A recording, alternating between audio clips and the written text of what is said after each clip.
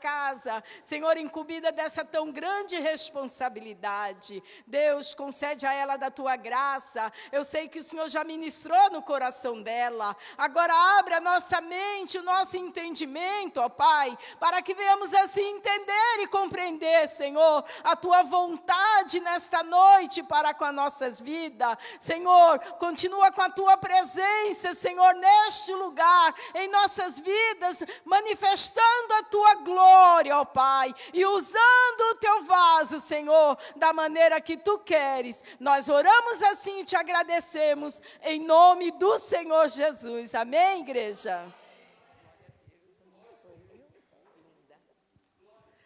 A paz do Senhor, meus irmãos. Glória a Deus.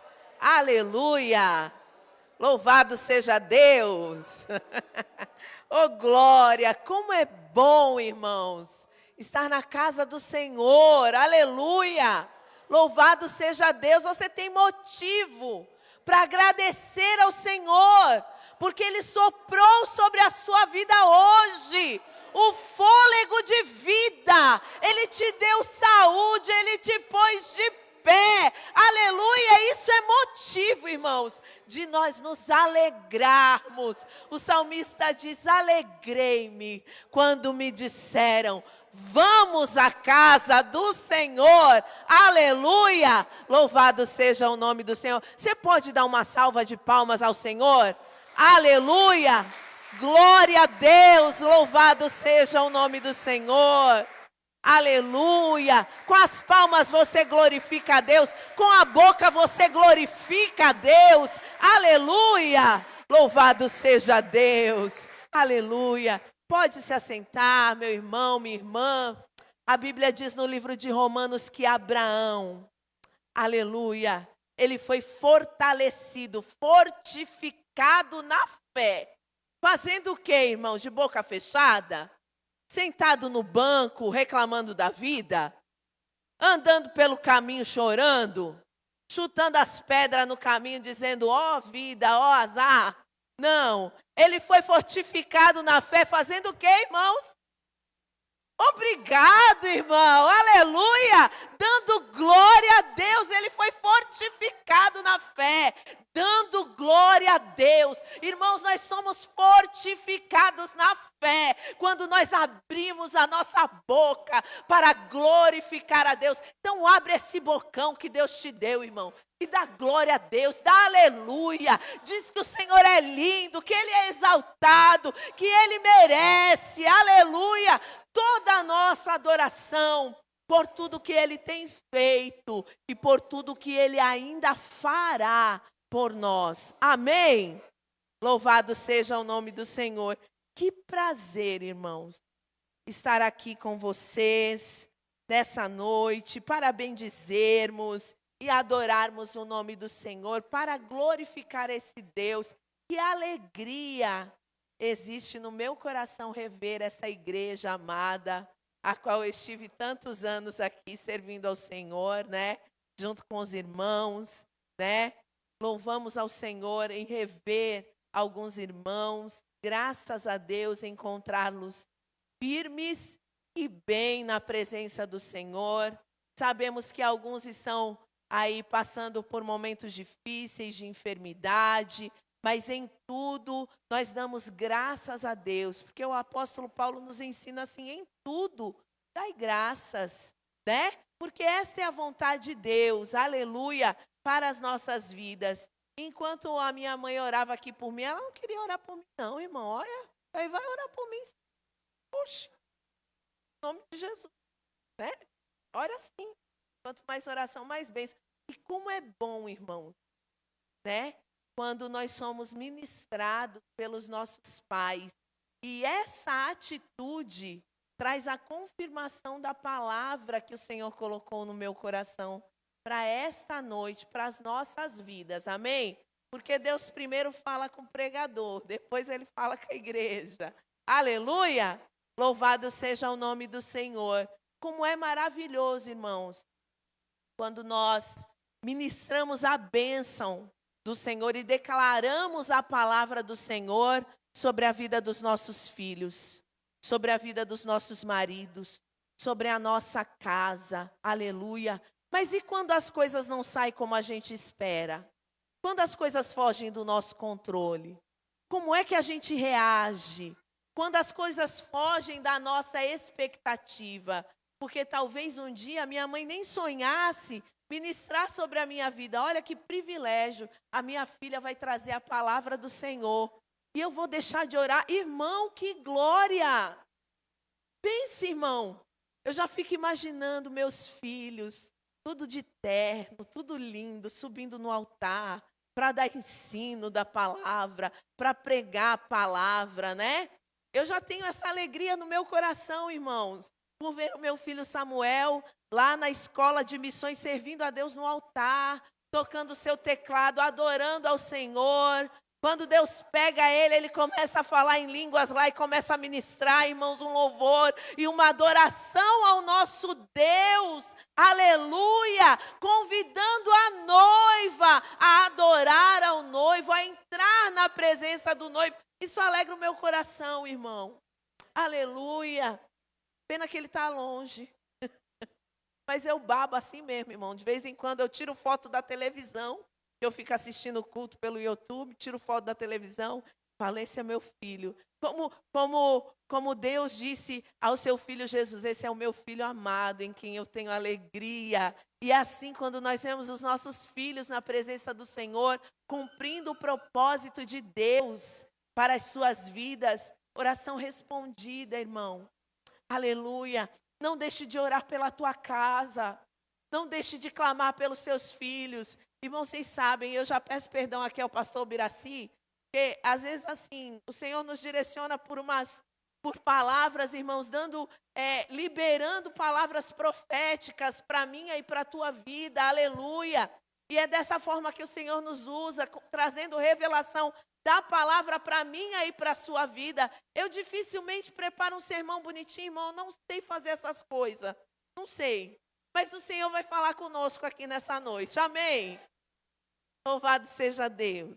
Que a palavra é dele. Aleluia. Abra sua Bíblia no livro de 2 Reis. 2 Reis. Eu e meu esposo passamos 7 dias, 6 dias, ouvindo uma ministração a respeito dessa palavra. A sunamita e o seu filho. Foram 6 dias de uma festividade. É uma programação que a gente acompanha já há muitos anos na internet, do Círculo de Oração da Assembleia de Deus de Pernambuco. E houve o congresso dessas mulheres. Todos os anos eu acompanho esse congresso. E o tema desse congresso, nessa ocasião, Vai tudo bem. Olha só que tema maravilhoso. Vai tudo bem. Eu pergunto para você, pelo Espírito de Deus nessa noite, vai tudo bem?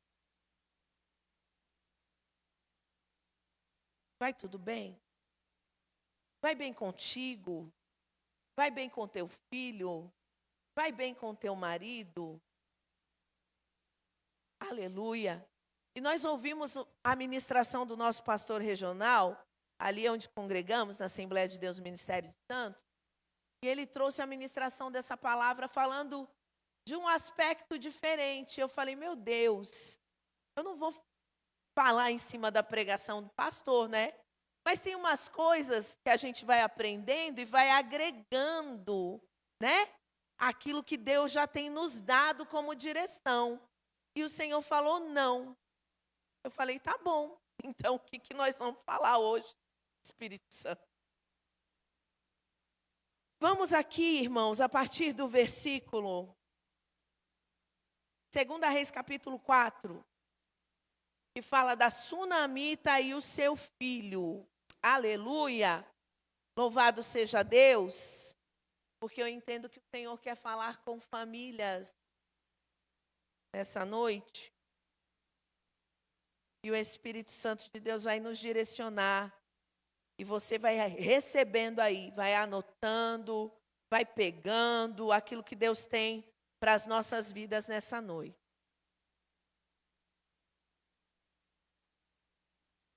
Versículo 14 diz assim: Então ele disse: Que há de se fazer, pois, por ela?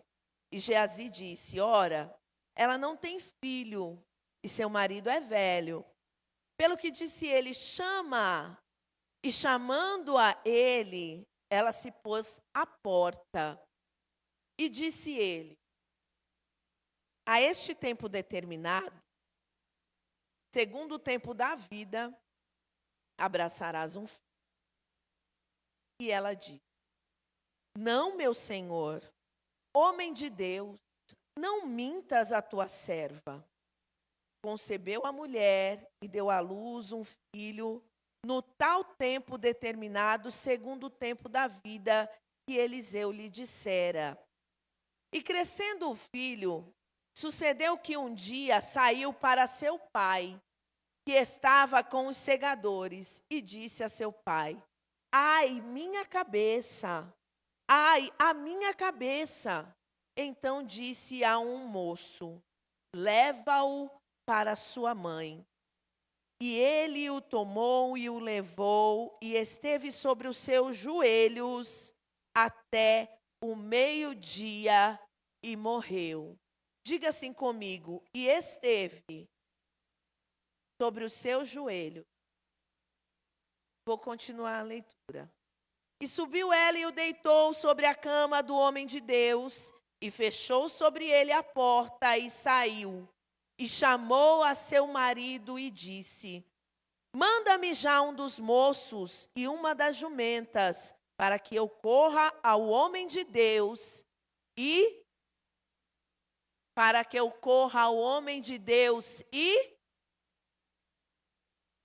vou repetir, para que eu corra ao homem de Deus e volto. Continue com a sua Bíblia aberta. Nós temos aqui uma situação onde é declarada para uma pessoa uma profecia. E eu grifei a frase: Não mintas a tua serva. Depois de ouvir muitas pregações a respeito, e o bom de ouvir uma mesma palavra várias vezes por pessoas diferentes, é que você abrange o seu conhecimento acerca do contexto da história. E quando você vai pesquisar, você acaba por entender algumas coisas que estão acontecendo e entende por que a mulher toma essa atitude em responder ao profeta desta forma. Então, vamos observar a primeira coisa. Essa mulher, ela começa a observar um homem que passa diante da porta da sua casa, da sua moradia, porque ela é de Sunem. E ali era uma rota conhecida por passagem de muitos homens de Deus, que se direcionavam a um determinado lugar, para a escola dos profetas, para ensinarem e aprenderem acerca da palavra de Deus. Amém? Este homem, o profeta Eliseu, não é o único que passa por este lugar, porque é uma rota que dá de caminho à escola dos profetas. Amém? Portanto, esta mulher vê muitos homens de Deus e aprendizes de homens de Deus passando por aquele lugar. Mas uma coisa, em um determinado dia, chama a atenção para a pessoa do profeta Eliseu, ao ponto de essa mulher chegar ao seu marido e pedir para construir uma casa, um lugar aonde ele ficasse, pousasse, parasse, não dentro da sua casa, mas perto da porta, para fora. Ela queria o homem de Deus perto, mas não tão perto. Ela honra esse homem construindo um quarto no muro para que ele pudesse descansar das longas viagens que ele fazia de caminho para a escola dos profetas. Amém? Você conhece bem essa história, já sabe bem o que aconteceu. Eles construíram. Só que uma coisa que me chama a atenção é que ela, quando ela vai se expressar para o marido a respeito do profeta, ela diz assim, tenho observado que este homem que sempre passa por nós é um santo homem de Deus. E aqui eu quero abrir o primeiro parênteses. Fazer uma pergunta. Qual seria, naquela ocasião, a característica de um santo homem de Deus? Essa é uma pergunta que você vai levar para a sua casa, porque eu não vou discorrer sobre esse assunto hoje, porque não é isso que o Senhor quer falar conosco hoje. Mas o que nós podemos guardar no nosso coração, abre a portinha do teu coração aí, guarda. Nem todo mundo que vai para a igreja, que anda com a Bíblia, que prega a palavra, eu vou falar, irmãos, é homem de Deus. Amém? Isso é muito sério. Então, nós precisamos pedir a Deus o quê? Discernimento espiritual para identificar quem é homem de Deus, quem não é homem de Deus. Se é homem de Deus, eu tenho autorização de Deus para trazer para perto, não para dentro. Quem está me entendendo aqui? Porque às vezes a gente encontra com muitos que dizem ser homens de Deus. A gente quer trazer para perto quando vê já está dentro. E aí aquilo que era para andar de acordo começa a desandar. E aqui eu vou começar a pregar a palavra do Senhor. Porque essa mulher observa nesse profeta que ele é um homem de Deus. E isso diferencia ele. Só que ela, talvez por experiências amargosas, decide construir um quartinho para o profeta, parece até um trava-língua, né? No muro da sua casa, que desse acesso para ele pelo portão e saída pelo mesmo portão, mas que ele não tivesse acesso para dentro da sua casa. Ou seja, quando essa mulher diz essa frase, não mintas a tua serva, ela está querendo expressar para ele, olha, muitos homens passam por essa rota, muitos homens atravessam essa cidade, muitos homens passaram na minha porta. Isso é um pensamento meu, tá, irmãos? Não está escrito. Mas a gente imagina com a nossa mente santificada e pela inspiração do Espírito que pode ter acontecido assim. Por quê? Porque hoje, nos nossos dias, nós vemos pessoas frustradas porque receberam profecias na sua vida que não se cumpriram, porque abriram a porta da sua casa para homens que se diziam de Deus e que na verdade não eram. Queriam entrar na casa, sentar na mesa, comer o bolo, tomar o café, entregar uma profecia, mas não tinham responsabilidade com a palavra que declaravam. Amém? Vocês estão entendendo, irmão? Eu estou indo muito rápido. Tá bom? Tá dando para entender? Então vamos lá.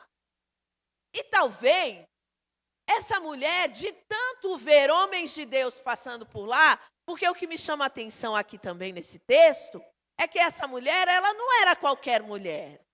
Ela era uma mulher rica. Ela era uma mulher de posses. Provavelmente, a sua casa era uma das mais belas da cidade.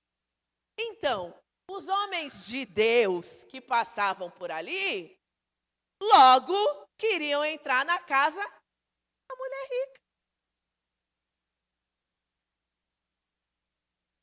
Né?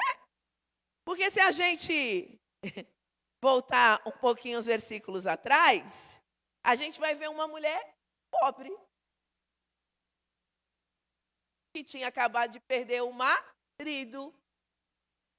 E o profeta não foi à casa dela, não parou na casa dela. Ela precisou chamar o profeta para ir até lá, para socorrer a sua necessidade. Diferente da mulher rica, talvez eles paravam na porta e perguntavam se ela precisava de alguma coisa. E numa dessas idas e vindas, alguém pode ter profetizado muitas coisas para ela que não aconteceram. Aleluia! Mas isso para ela estava tudo bem. Porque ela não faz o quartinho para o profeta esperando alguma coisa em troca. Mas porque ela enxerga nele características de alguém que é diferenciado. E isso para ela não faz diferença nenhuma. Porque ela vai continuar sendo rica e vai continuar morando numa bela casa. A única diferença agora é que ela decide no seu coração abençoar a vida de alguém. E pelo simples fato de receber a bênção, Eliseu se vê na obrigação de devolver, de recompensar a vida daquela mulher. Mas diferente de outros homens que talvez tenham passado por lá, ele era homem de Deus e tinha responsabilidade por aquilo que ele pregava. Ele era homem de Deus e tinha responsabilidade sobre a unção que ele carregava. Ele era homem de Deus e se importava com aquilo que ele declarava, com aquilo que saía da boca dele. Então ele se preocupa em aquecer o coração daquela mulher. E Geazi, muito esperto e observador, ele identifica, essa mulher não tem filho. E o marido dela já é um homem velho. E a situação que nós estamos vivendo aqui, daqui a alguns anos pode piorar. Porque se esse marido morrer, essa mulher pode perder a casa. Então, por que não? Então ele diz ao profeta, eu tenho observado que ela não tem filhos. E aí o profeta entrega a ela esta palavra profética. E por conta das frustrações, essa profecia não cai bem ao coração dessa mulher. E ela diz, não mintas, homem de Deus. Quantas vezes nós andamos frustrados com as palavras que nós recebemos do altar, achando que Deus ainda ou deixou, ou nos esqueceu, ou não vai cumprir mais aquilo que Ele tem declarado sobre as nossas vidas. Mas eu ministro aqui e declaro sobre a tua vida, pelo Espírito Santo de Deus, que aquilo que Deus tem ainda para realizar na minha e na sua vida, Ele é fiel para cumprir. Aleluia! Nós cantamos aqui nessa noite que nós vamos para o céu, que nós vamos nos encontrar com Ele, que nós vamos vê-lo, e isso é maravilhoso, a nossa alma anseia por estar na presença de Deus, mas ainda existem pessoas que precisam ver algo que Deus precisa fazer em suas vidas, aqui nesta vida.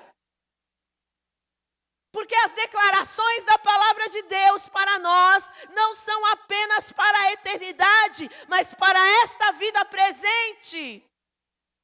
E um dia eu estava na minha pia lavando louça, cheia de sonho, de projeto, e Deus falou ao meu coração, ninguém vai subir frustrado.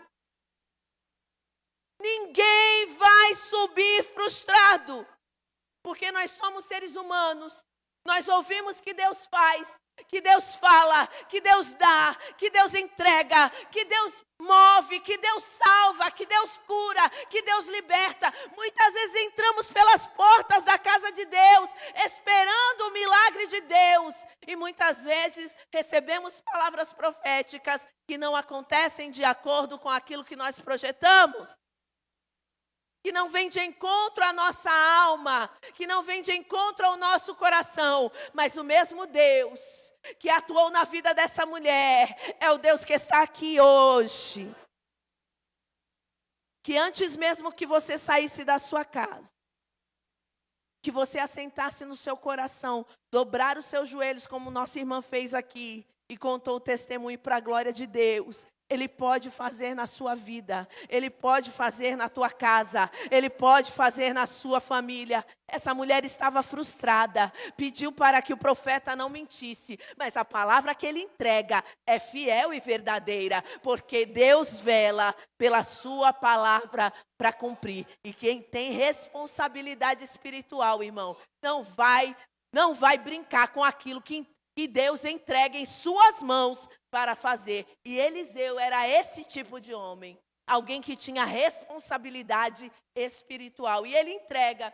E passando o tempo determinado, a Bíblia diz que Deus concedeu àquela mulher um filho, conforme a palavra entregue pelo profeta. Ou seja, ele não mentiu. Imagina a alegria dessa mãe com o seu filho nos braços. Eu acredito que todas as vezes que ela colocava um menino para mamar, ela olhava para ele e talvez dissesse assim: você é o meu sonho mais desejado. Você é a alegria do meu coração. Eu esperei tantos anos por você. Eu recebi tantas palavras que não aconteceram, mas hoje você está aqui. Eu estou sentindo o seu calor. Imagina como essa criança era amada. Imagina como essa criança ela era querida. Imagina como essa criança deveria ser bem cuidada. Ela devia usar o melhor talco. Não tinha talco naquela época, né? O melhor unguento. Melhorou?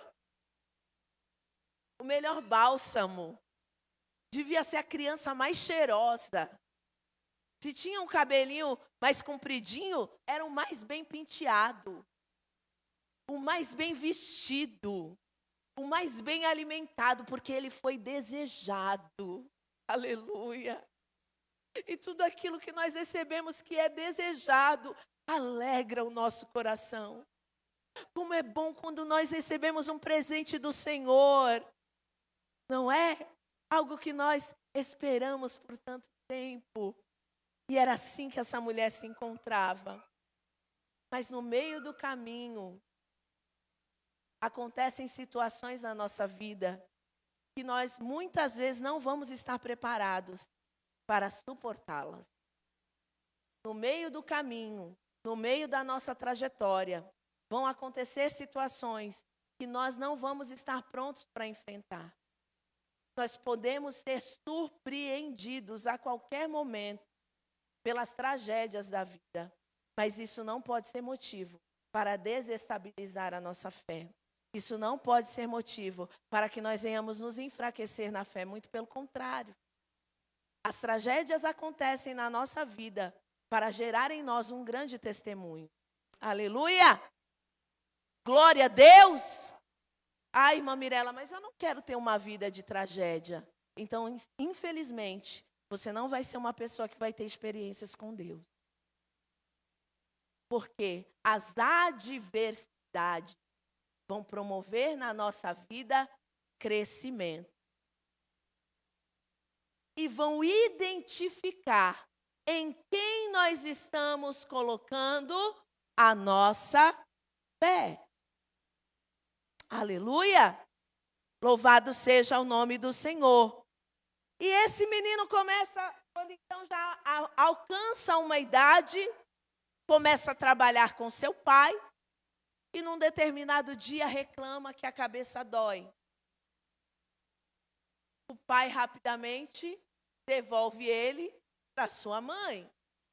Por quê? Porque a mãe sempre sabe o que fazer, irmão. Né? Às vezes não sabe. Tem pai que é, né? Desenrolado.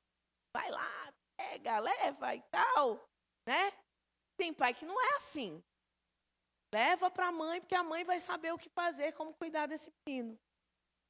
E a Bíblia diz que ele o tomou, levou a sua mãe, já desfalecendo, e ela coloca o menino sobre os seus joelhos. E é tão interessante, né? Por que ela colocou esse menino sobre os joelhos? Ela podia ter deitado o menino na cama. Ela podia ter ficado... Porque quando a criança está insatisfeita, feita, como que a gente faz? A gente pega no colo e fica andando de um lado para o outro. Não é assim? Até a criança se aquietar. É assim ou não é? Eu não sei que tamanho que tinha essa criança. Talvez fosse uma criança maior, né?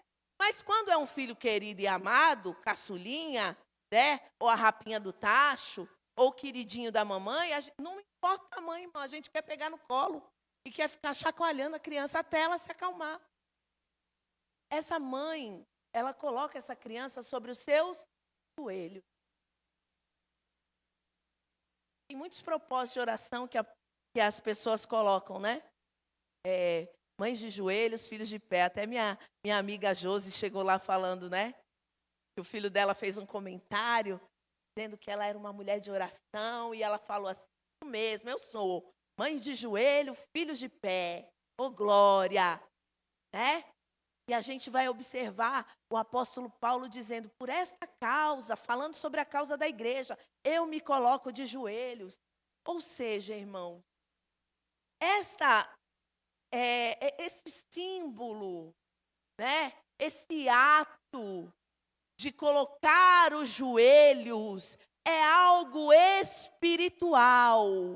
É algo que vai trazer no mundo espiritual, promover aquilo que nós almejamos no Senhor. Isso está querendo dizer, eu entendo aqui, que esta mulher está como um ato profético, colocando esta criança nas mãos de quem lhe é devida. Quando eu dobro os meus joelhos, eu entrego os meus filhos nas mãos do Senhor. Quando você dobra os seus joelhos na sua casa, você está colocando a sua família nas mãos do Senhor, a sua igreja, os seus problemas, as suas dificuldades. É de joelhos que nós recebemos vitória, é de joelhos que nós recebemos revelação, é de joelhos que nós recebemos direção, é de joelhos que nós recebemos orientação de Deus.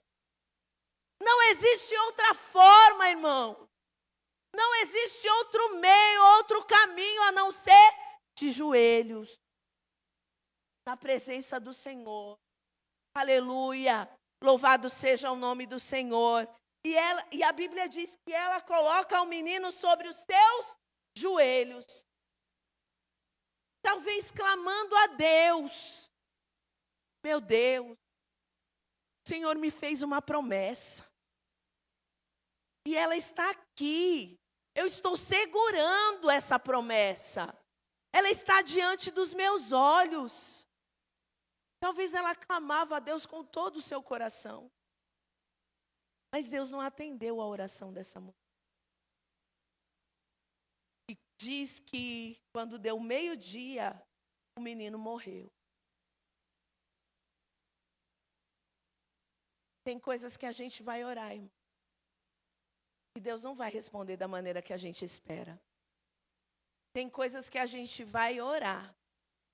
A gente vai ver morrer diante dos nossos olhos. Mas eu quero dizer para você que existe Deus do céu, que a letra no papel não pode descrever. Como diz a minha amiga Lauriette, não dá para comparar nem imaginar o seu grande poder. Enquanto aquela mãe estava clamando e orando, talvez Deus olha para ela e pensa, daqui a um tempo, eu vou ver alguém pendurado em uma cruz, meu filho, por amor de muitos, e eu não vou poder fazer nada.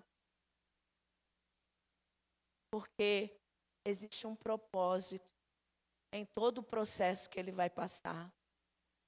Aleluia. Eu não estou querendo comparar ninguém a Jesus, nem ao sofrimento de Deus, irmão. Mas tem coisas que nós vamos precisar passar para que promova benefício na vida daqueles que estão observando a nossa vida. Porque o simples fato de nós não abrirmos mão daquilo que Deus nos deu como promessa é motivo para alguém olhar e dizer, tamanha é a fé dessa mulher que vai atrás de alguém para resolver o seu problema, tendo o problema já morrido diante dos seus joelhos.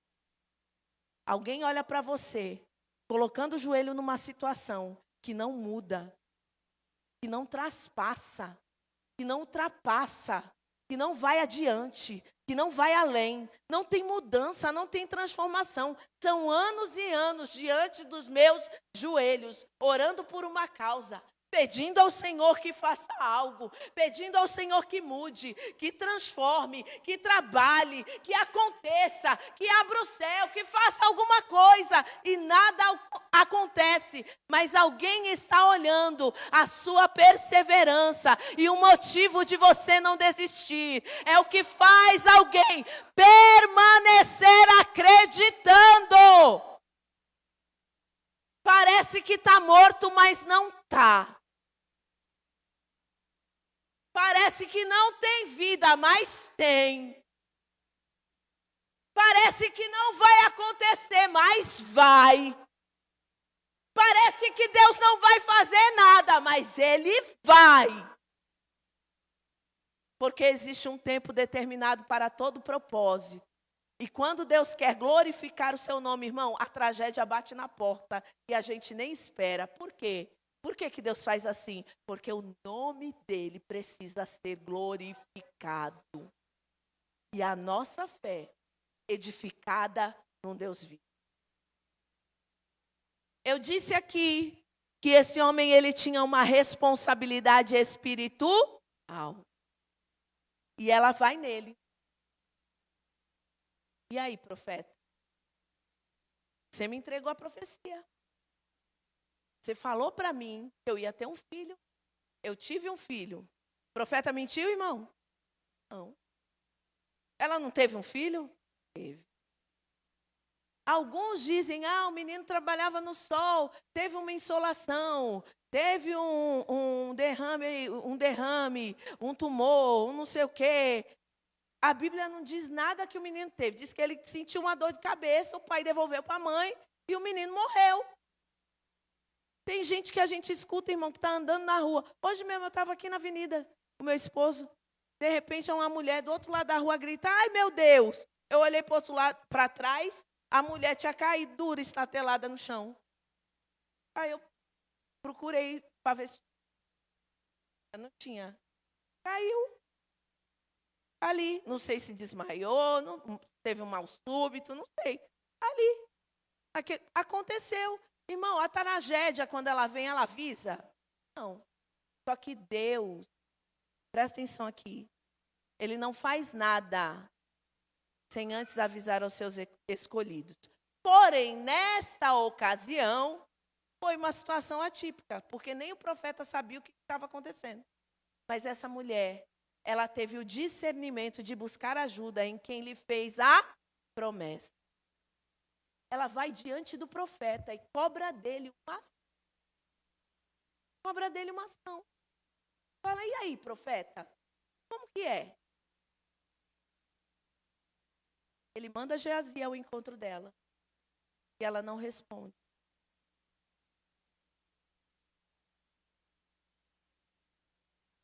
Não passa para ele a situação que está verdadeiramente acontecendo. Porque não era com Geazi que ela precisava falar. Para quem é que você está contando os seus problemas? Para quem é que você está chorando? Para quem é que você está se lamuriando? Na porta de quem você está batendo? Quem tem a responsabilidade de espiritual sobre a tua vida é o Senhor. Quem é que você tem convidado para fazer parte das suas tragédias? Quem é que você tem convidado para assentar à mesa contigo quando você só tem vontade de chorar? Porque tem dia, irmão, que a gente só tem vontade de chorar. A gente senta na mesa não é para comer, não, é para chorar. É para chorar, irmão.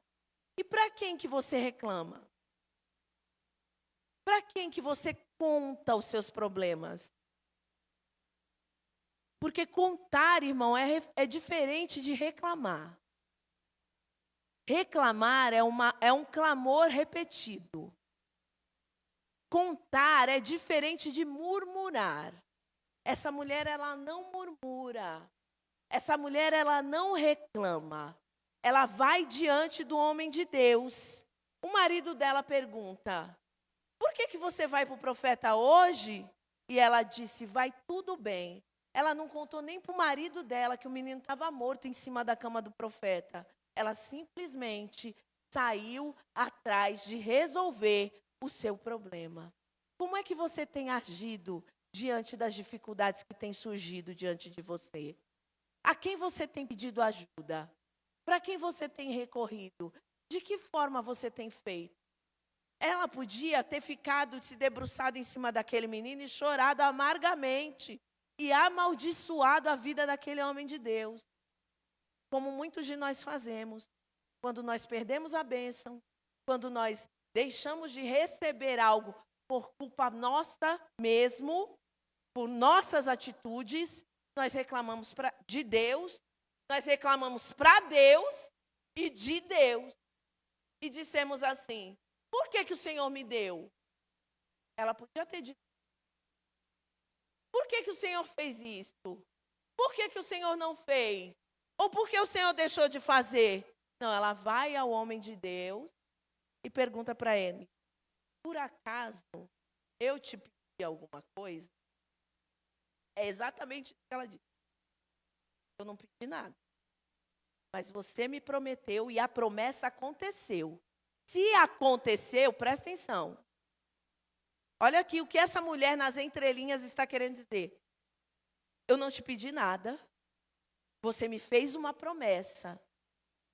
Muitos já passaram pela minha vida e já me fizeram promessas que não aconteceram. Mas a tua promessa aconteceu. E se aconteceu, por que ela parou?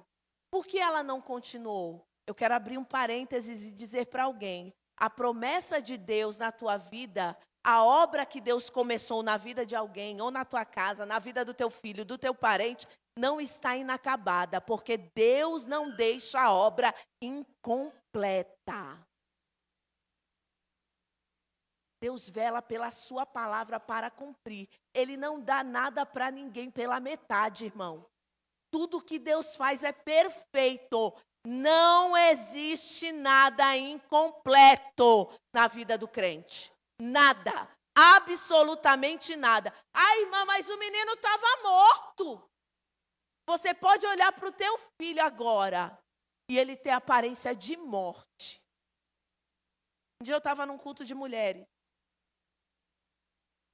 E começaram a tocar um louvor. Aquele louvor que diz assim: ressuscita, ó terra que estava morta, ó vale de ossos secos, volte a respirar. E eu com o marido desviado dentro de casa, porque o meu marido fala que é crente, mas ele não congrega. Ele deve estar me assistindo.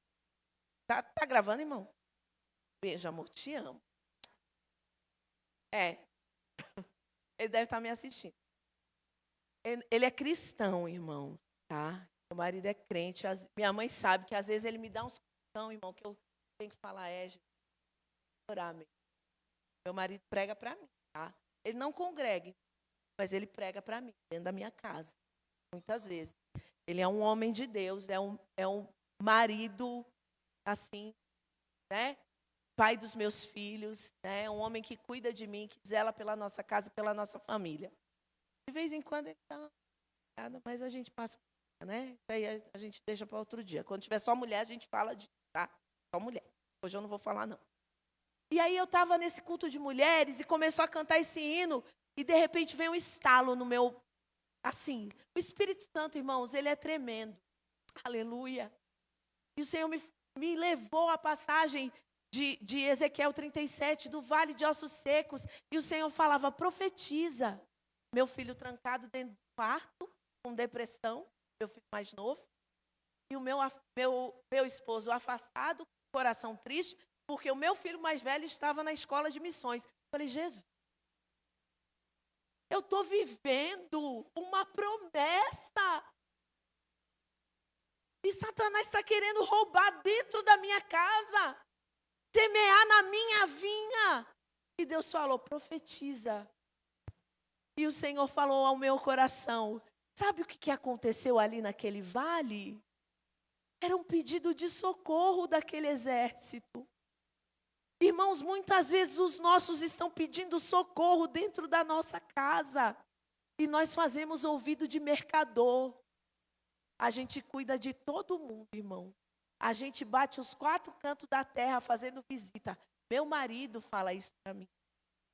Você ama fazer a obra, né? Amo fazer a obra. Amo falar de Jesus, amo pregar, irmão. Amo estar no altar, amo discipular, amo visitar, irmãos. Amo fazer a obra do Senhor. E nesse dia o Senhor virou uma chave para mim. Eu falei, meu Deus, eu preciso profetizar vida na minha casa. Irmão, eu sou casada há 20 anos. 20 anos eu falo de Jesus para o meu marido. E eu sei que vai ter o tempo, irmão, porque tem um dia. Escuta aqui. Não cansa de orar. Você pode olhar e pensar que está morto. Não está, irmão. Está guardado. Está guardado no teu joelho. O menino está morto, mas está no teu joelho. Teu casamento está morto, mas está no teu joelho. A tua família pode estar morta, mas está no teu joelho. Enquanto está no joelho, está vivo, irmão. Porque Deus está ouvindo o clamor de quem ora, de quem busca. Aleluia! E Ele se compromete em responder. E o Senhor falava, é um pedido de socorro. E eu falava, meu Deus, eles estão pedindo socorro. E como é que eu faço para socorrer? E Deus falou, profetiza. Declara a palavra. Profetiza. Irmão, nós temos uma ferramenta chamada Bíblia Sagrada. Aqui estão orações poderosas. Poderosas. Poderosas, irmãos. Por isso Jesus disse, vocês precisam aprender a orar, porque vocês não sabem orar como convém. E como é que ora? Vocês vão orar, eu vou dar esse modelo de oração, para vocês seguirem um modelo. O problema é que a gente acha que o Pai Nosso é a oração que a gente tem que fazer. Mas o Pai Nosso é um modelo de oração. Adoração, reconhecimento de pecado, petição, agradecimento. Aleluia! Louvado seja o nome do Senhor. Modelo, irmão. A Bíblia tem vários modelos de oração para nós declararmos a palavra. Por que você está falando isso, irmã Mirela? Porque simples, irmão. Você quer ver Deus cumprindo aquilo que Ele tem para fazer na tua casa? Você quer ver Deus cumprindo na tua vida aquilo que Ele tem para fazer na tua vida, na tua família, na vida dos teus filhos? Começa a declarar a palavra de Deus sobre a vida deles. Começa a declarar a palavra de Deus sobre a tua casa. Começa a declarar. Quando a gente ora, Efésios 6, eu me revisto do Senhor e da força do seu poder. Paulo está dando uma orientação e nós devemos orar para ser revestidos. Eu me revisto, Senhor, na força do teu poder, porque o poder é teu. A armadura é tua, Senhor, e eu me revisto dela. Aleluia, na autoridade que o Senhor me dá, em nome de Jesus. Aleluia. Nós precisamos aprender a usar a ferramenta que Deus nos deu, irmão. Que ferramenta é essa, irmã Mirela? A Bíblia. Por que, irmã, declarar a palavra dentro da minha casa? Porque Deus vela pela sua palavra para quando você está declarando a palavra de Deus em oração, irmão, Deus não pode dizer, eu não vou fazer. Porque a palavra dele é a palavra dele. No final dessa história você já sabe.